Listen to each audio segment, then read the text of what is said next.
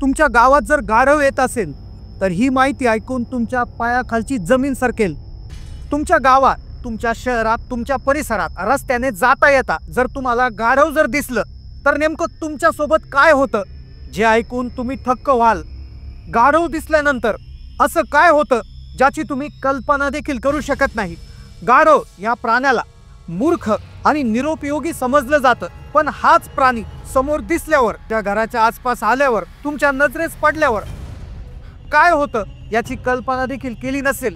गावात, शहरात, रस्त्यावर अगदी कमी वेळात दिसणारा हा प्राणी हा दिसल्यानंतर तुमच्या आयुष्यात नेमकं काय घडतं हे ऐकल्याशिवाय हा व्हिडिओ बंद करू नका, नाहीतर होईल मोठं नुकसान। गाढव आणि मनुष्य याचा संपर्क आल्यानंतर काय होतं याविषयी एक नवीन आणि धक्कादायक सत्य समोर आले। या संशोधनात अशा काही गोष्टी उघड झाल्या की ज्या ऐकून गाढवाकडे बघण्याचा तुमचा दृष्टिकोन पूर्णतः बदलणार आहे। आपल्या समाजात एखाद्याला कमी लेखण्यासाठी गाढव या नावाची उपमा दिली जाते। गाढवाच्या ओरडण्याचा कर्कश आवाज हा कानाला कधीच चांगला वाटत नाही, त्याच्या दिसण्यावरून त्याची किंमत केली जाते।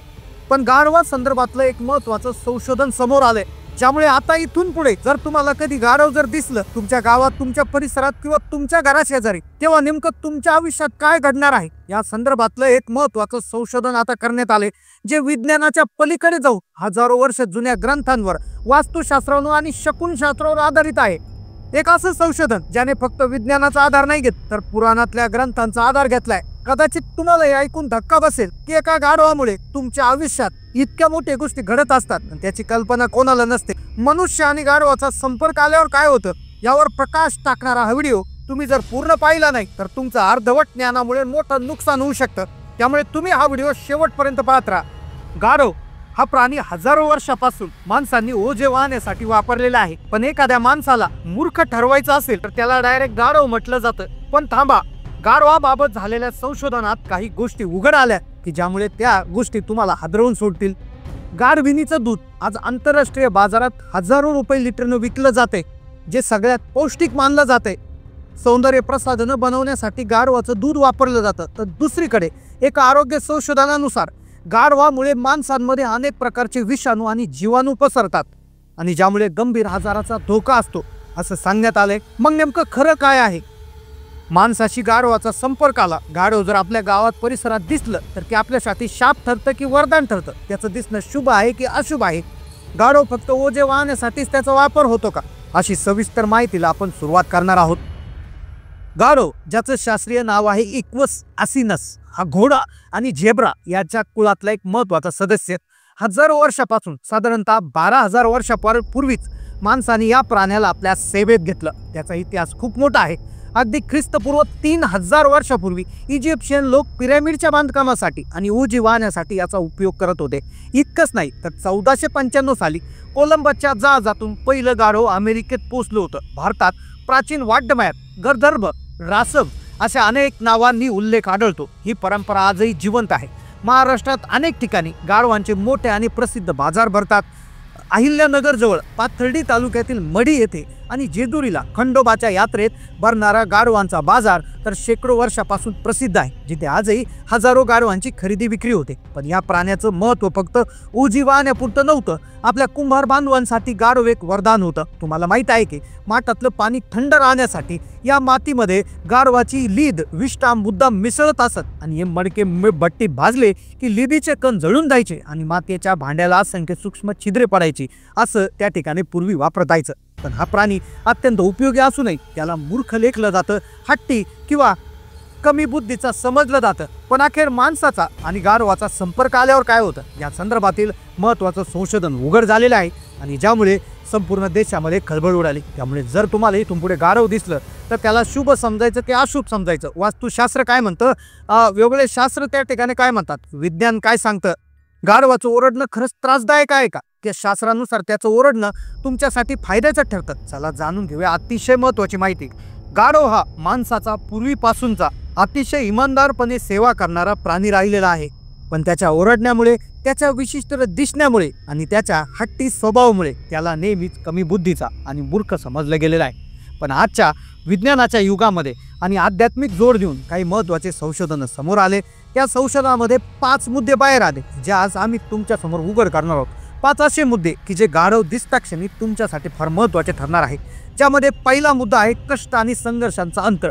शकुन शास्त्र हे अतिशय जुनं शास्त्र आहे. या शास्त्रात सांगितलंय की जर तुम्हाला सकाळी घराबाहेर पडताना गाढव दिसलं तर समजा तुमच्या कष्टाचं फळ मिळण्याची वेळ आली आहे. लक्षात घ्या, शकुन शास्त्रानुसार सकाळी घराबाहेर जर पडताना तुम्हाला जर सकाळच्या वेळामध्ये 9-10 वाजेपर्यंत जर गाढव समजलं तर समजून घ्या तुम्ही जे कष्ट करत आलाय त्याचं फळ मिळण्याची वेळ आली.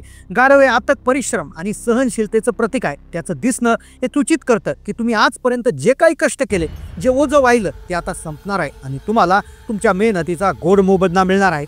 हे पहिला संकेत होता. दुसरा मुद्दा, नकारात्मक ऊर्जेचा नाश होतो. तुम्हाला ऐकून आश्चर्य वाटेल पण गाढवाच्या आवाजात एक विशिष्ट प्रकारच्या ध्वनिलहरी असतात जी वातावरणातील नकारात्मक ऊर्जा आणि वाईट शक्तींना दूर पळवते. म्हणून ज्या परिसरात गाढवांचा वावर असतो किंवा त्यांचं ओरडणं ऐकू येतं तिथे नकारात्मक शक्तींचा प्रभाव कमी असतो. देवी शीतला जी रोगांपासून मुक्ती देतं तिचं वाहन गाढव आहे. याचा अर्थ गाढव हे आजारपण आणि नकारात्मकता दूर ठेवण्याचं प्रतीक आहे. तिसरा मुद्दा, येणाऱ्या संकटाची पूर्वसूचना देतं. गाढवांना भविष्यात दिसणाऱ्या काही घटनांची, विशेषतः नैसर्गिक आपत्तीची जाणीव होते. जर तुमच्या नेहमीच्या वाटेवर दिसणारं गाढव अचानक दिसेनासं झालं किंवा अस्वाभाविक वाजू लागलं तर तो येणाऱ्या संकटाचा इशारा असू शकतो. इतकंच नाही तर हिंदू धर्मात देवी कालरात्रीचं वाहन गाढव आहे. कालरात्री ही वाईट शक्तीचा नाश करणारी देवी आहे. त्यामुळे गाढव दिसणं म्हणजे तुमच्यावर देवीची कृपा आहे. ती तुमचं सर्व संकटापासून रक्षण करत आहे. तो तुमच्यावर येणारं संकट स्वतःवर ओढून घेतं. चौथा मुद्दा, धन आणि समृद्धीचा संकेत. ऐकायला विचित्र वाटेल पण हे सत्य आहे. वास्तुशास्त्रानुसार जर गाढव तुमच्या घराच्या दारासमोर येऊन शांतपणे उभं राहिलं किंवा मातीत लोळलं तर ते अत्यंत शुभ मानलं जातं. हा संकेत आहे तुमच्या घरात लवकरच धन आणि समृद्धी येणार आहे.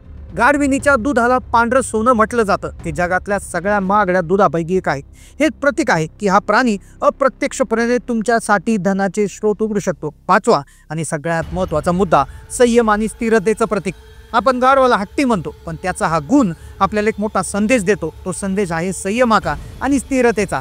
जर तुम्ही एखाद्या कामात वारंवार अपयशी ठरत असाल, तुमचं मन चंचल असेल तर गाढवाचं दिसणं हा दैवी संकेत आहे. संयम ठेवा, एका जागी स्थिर राहून प्रयत्न करा, यश नक्की मिळेल. कॅटलॉनिया सारख्या देशानं गाढवाला आपलं राष्ट्रीय प्रतीक मानलंय कारण ते मेहनती आणि नम्र आणि कणखरपणाचं प्रतीक मानलं जातं. तर आता सांगा तुम्ही काय कराल? तुमच्या पुढच्या वेळेशी तुम्हाला जर गाढव दिसेल तेव्हा गाढव म्हणून हिनवाल की त्याच्याकडे आदरानं पाहत? तो मुका जीव जो हजारो वर्षापासून माणसाचं ओझं उचलतोय तो खरोखर आपल्या आयुष्यातलं नकारात्मकतेचं ओझं उचलण्यासाठी एक असलेला देवदूत असतो. त्याच्या दिसण्यावरून, त्याच्या आवाजावरून त्याची किंमत करू नका. तो तुमच्या आसपासची घाण नाही तर तुमच्या नशिबातली नकारात्मकता साफ करतो.